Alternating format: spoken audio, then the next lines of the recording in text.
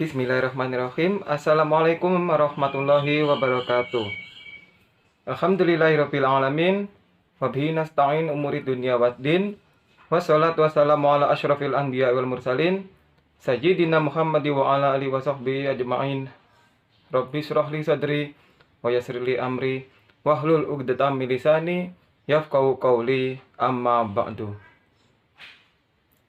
Saya Muhammad Zulkifli, NIM T 2018-1096, akan mempresentasikan mata kuliah Kepemimpinan Pendidikan Islam dengan materi Model Kepemimpinan Pendidikan Islam Pendekatan Kontingensi.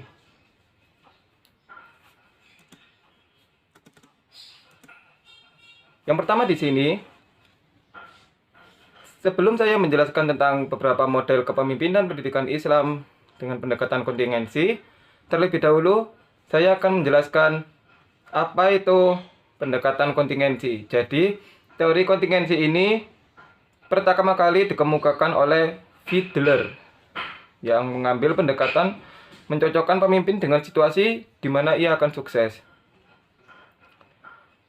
Model kontingensi sendiri menyatakan bahwa keefektifan seorang pemimpin tergantung dari 3 variabel, yaitu struktur kebutuhan pemimpin, kendali situasi pemimpin, dan interaksi antara struktur kebutuhan pemimpin dan kendali situasi. Selain teori kontingensi, ada juga yang namanya teori Jekyll, yang juga mengemukakan bahwa perilaku pemimpin dapat meningkatkan kinerja kelompok karena dapat mempengaruhi variabel intervening atau usaha dan kerja tim yang dapat mempengaruhi kinerja kelompok. Sedangkan teori Fromm dan Yeten mengemukakan kepuasan dan prestasi disebabkan oleh perilaku bawahan yang pada gilirannya dipengaruhi oleh perilaku atasan, karakteristik, dan faktor lingkungan. Jadi komponen utama dalam efektivitas pemimpin ini kemampuan mengambil keputusan yang sangat menentukan keberhasilan dari tujuan organisasi. Itu tadi yang saya jelaskan, yaitu teori kontingensi. Nah, sekarang saya akan menjelaskan model kepemimpinan 3 dimensi atau 3D yang dikemukakan oleh Reddin. Jadi dia mengembangkan 4 tipe gaya dari 2 elemen kerja yaitu dan hubungan. Esensi dari teori 3D adalah 2 elemen utama dari perilaku pemimpin untuk menyelesaikan tugas dan hubungan dengan orang-orang yang menyelesaikan tugas tersebut. Di sini ada beberapa aspek dari teori 3D. Yang pertama yaitu tipe dasar terpisah atau separated. Yang pertama, gaya kepemimpinan deserter. Jadi pemimpin di sini tidak sama sekali atau hanya sedikit memiliki ketiga orientasi, yaitu tugas, orientasi hubungan, dan efektivitas. Jadi pemimpin model deserter, dia cenderung kurang perhatian kepada bawahannya. Dia hanya mempedulikan tugas, dan tugas.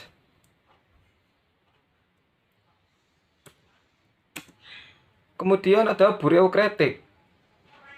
Hampir sama dengan deserter, dia tidak sungguh-sungguh menaruh minat pada tugas atau pergaulan. Artinya, dia di sini itu lebih seimbang ketimbang deserter yang cenderung berfokus pada tugas, dan tugas. Tapi di sini dia memiliki kepribadian yang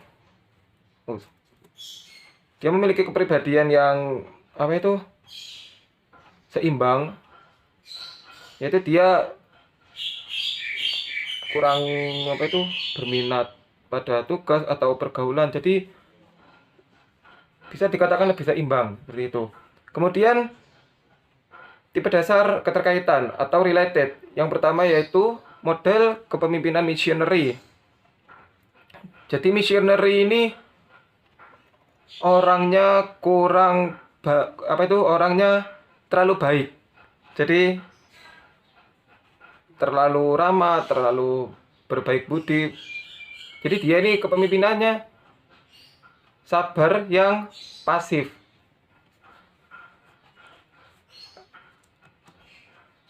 Kemudian yang kedua yaitu developer. Nah, developer ini apa itu namanya? Perkembangan dari yang missionary itu tadi. Jadi developer ini hampir sama dengan missionary, bedanya dia ini lebih aktif dan juga lebih memotivasi ketimbang yang missionary. Yang missionary ini dia ini cenderung terlalu baik, terus terlalu pendiam. Jadi meskipun dia ini perilakunya cukup baik, namun dia tergolong kurang memotivasi. Sementara jika developer, gaya kepemimpinan ini lebih memotivasi bahwa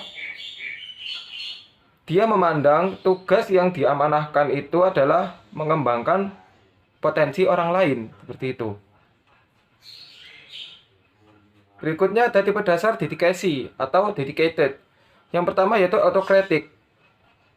Autokratik ini sama dengan yang pertama tadi, mempunyai orientasi tugas saja. Artinya dia terlalu fokus pada tugas. Kurang mengacuhkan pergaulan, cuek orangnya. Kurang mempercayai orang lain. Jadi dia ini cenderung posesif dan sehingga banyak ditakuti oleh bawahan-bawahannya. Yang kedua, autokratik bijak. Nah, autokratik bijak, dia memang sedikit ketat, namun dia juga memiliki kebaikan. Artinya dia cukup tinggi dengan berorientasi tugas dan juga hubungan dengan bawahan-bawahannya yang lain.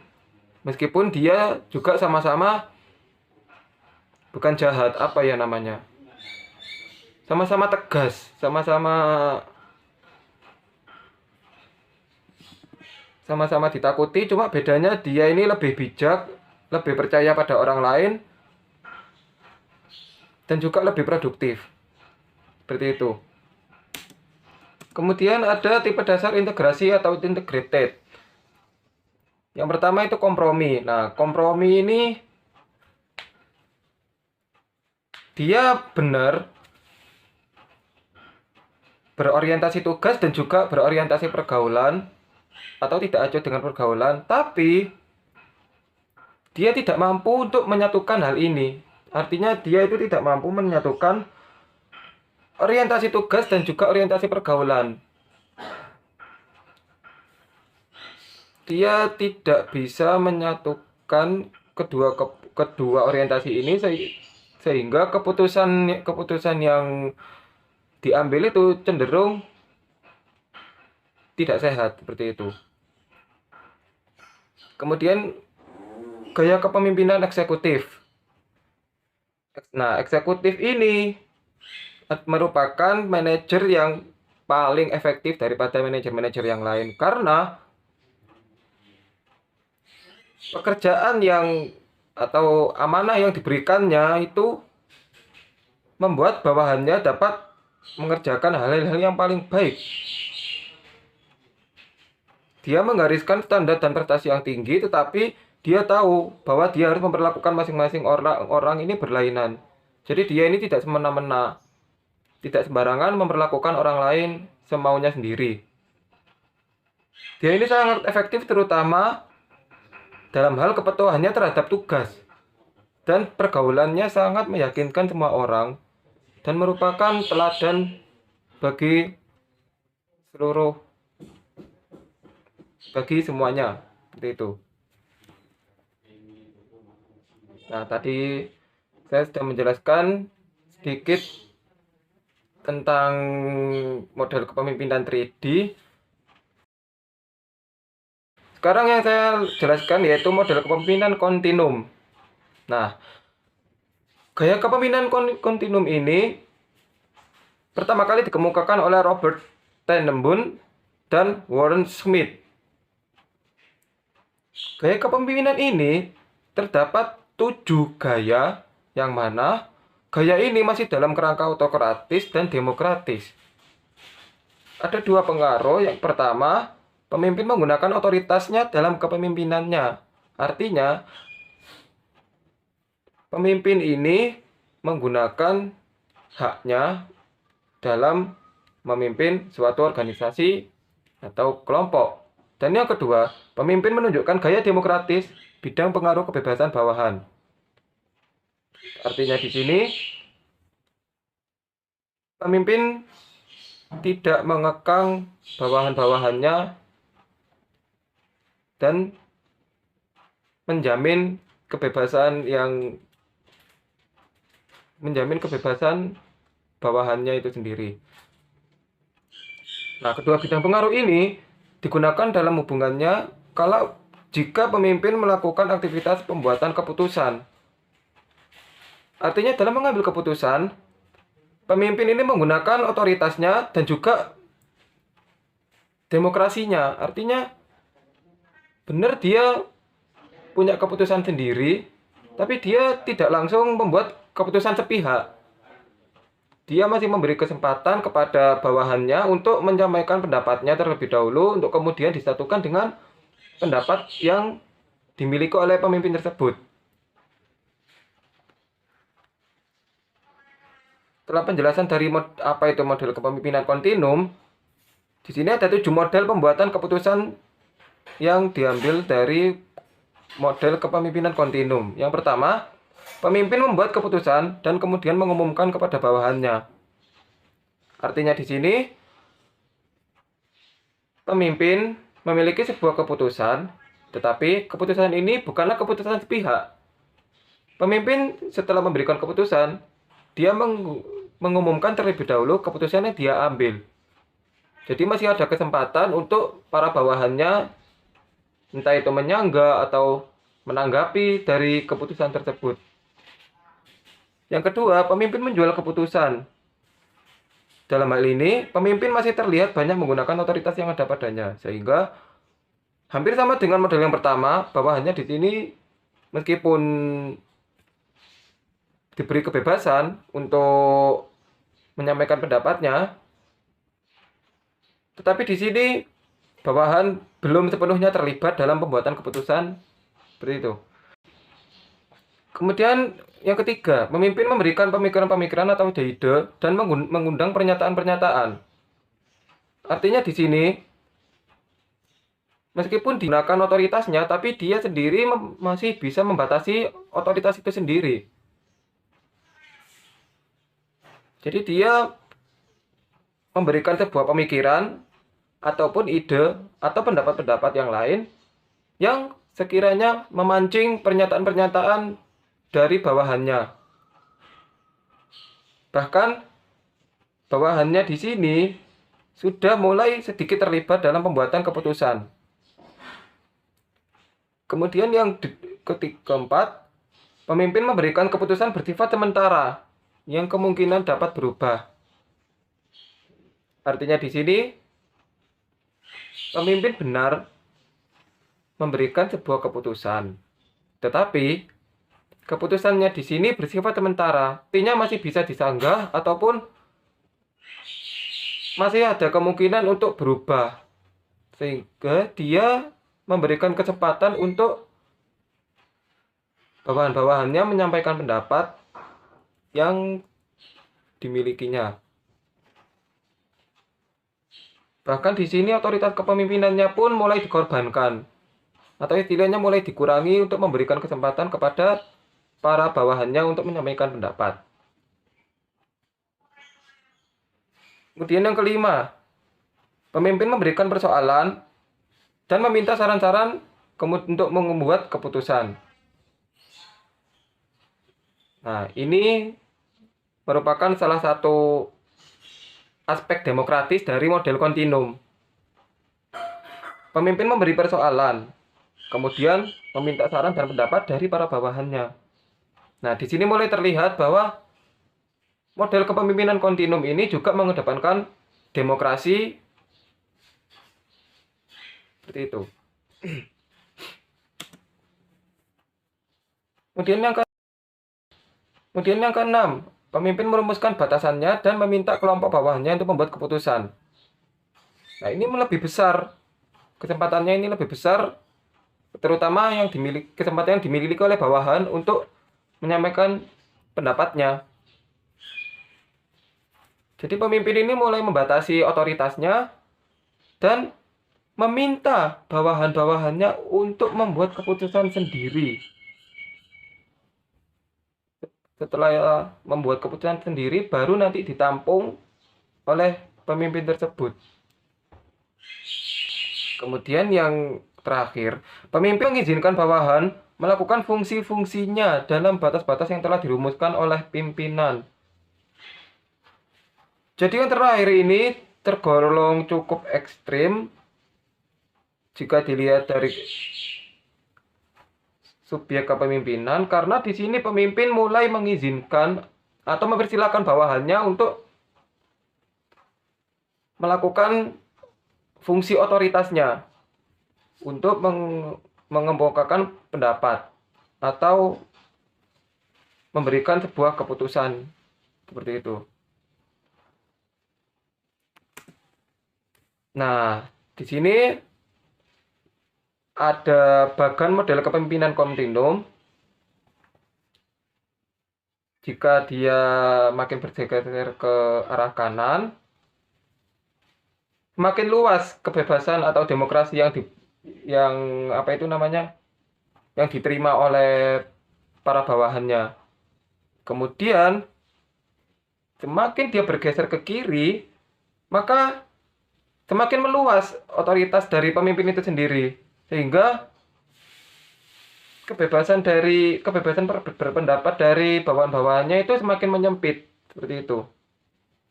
Dan ini yang menjadikan seorang pemimpin itu otoriter karena membatasi kebebasan para bawahan-bawahannya.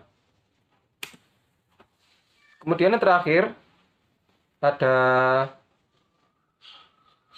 reverse breakingnya ya di sini. Model kepemimpinan Pat Gould. Jadi model kepemimpinan Pat Gould ini disebut juga model arah tujuan. Dikemukakan oleh Robert House, menjelaskan bahwa kepemimpinan sebagai keefektifan pemimpin yang tergantung dari bagaimana pemimpin memberikan pengarahan, motivasi, dan bantuan untuk mencapai tujuan para pengikutnya. Jadi di sini pemimpin sebagai leader, bukan sebagai leader pemimpin ini sebagai contoh teladan yang memberikan motivasi, kemudian memberikan sebuah pengarahan agar tujuan yang akan dicapai ini dapat tercapai dengan baik. Nah, gaya kepemimpinan Pat Gould sendiri dibagi menjadi 4. Yang pertama, kepemimpinan pengarah atau directive leadership. Jadi, pemimpin memberi bimbingan secara khusus pada karyawannya dengan menetapkan standar kinerja, mengordinasi kinerja, dan meminta karyawan untuk mengikuti aturan organisasi. Jadi, directive leadership ini, pemimpin memberikan bimbingan secara khusus, pemimpin memberikan instruksi secara khusus atau pengajaran atau pendidikan secara langsung kepada karyawan-karyawannya agar supaya kinerja dari karyawan tersebut bisa naik, kemudian kinerja pekerjaan dari bawahannya ini juga semakin baik, dan para bawahannya ini patuh, taat, dan mengikuti aturan-aturan organisasi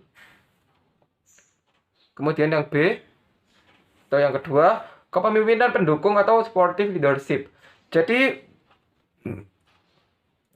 pemimpin memberikan perhatian pada kebutuhan pribadi karyawannya, seperti membantu penyelesaian masalah pribadi yang ada di organisasi. Jadi kepemimpinan pendukung atau sportif ini, pemimpin itu terjun langsung dengan memberikan perhatian kepada karyawannya atau bawahannya, entah itu menyelesaikan masalah pribadi, kemudian memberikan sesuatu yang sekiranya dibutuhkan oleh karyawannya. Jadi pemimpin ini sekaligus yang mendukung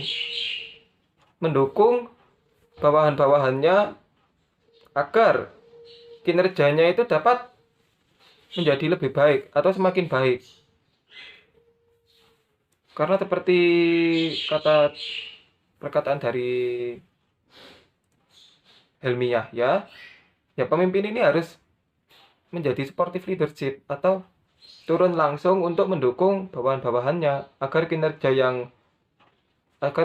yang dilakukan ini dapat berjalan dengan baik. Nah, di sini di samping saya ada bagannya Pet Goal Theory, bisa kalian lihat sendiri ya. Kemudian yang ketiga, kepemimpinan partisipatif. Jadi kepemimpinan partisipatif ini, pemimpin berkonsultasi langsung dengan bawahannya. Artinya di sini jika bawahan-bawahannya ini mengalami suatu permasalahan ataupun perusahaan atau organisasi yang dipimpinnya ini memiliki suatu masalah, maka pemimpin di sini tidak ragu untuk bertanya ataupun sekedar berkonsultasi dengan bawahannya. Kemudian setelah berkonsultasi, pemimpin dan juga bawahan-bawahannya ini mengumpulkan ide bersama, mengumpulkan pendapatnya bersama-sama. Jadi tidak ada yang namanya keputusan sepihak, semuanya dilakukan dengan bersama-sama, seperti itu. Kemudian yang terakhir, kepemimpinan berorientasi prestasi.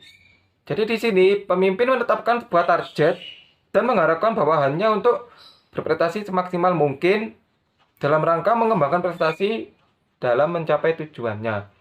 Jadi di sini pemimpin menggunakan standar ataupun target agar bawahan-bawahannya ini lebih semangat dan juga berprestasi agar tujuan yang akan dicapai ini dapat tercapai dengan semaksimal mungkin. Seperti itu. Baik, itu saja dari saya. Jika ada pertanyaan-pertanyaan bisa langsung ditanyakan di sesi tanya jawab nanti. Semoga apa yang saya sampaikan bisa bermanfaat bagi saudara-saudara, terutama bagi saudara-saudara yang nantinya akan menjadi seorang pemimpin di masa yang akan datang. Sekian dari saya. Wallahul muwaffiq ila aqwamit thoriq. Wassalamualaikum warahmatullahi wabarakatuh.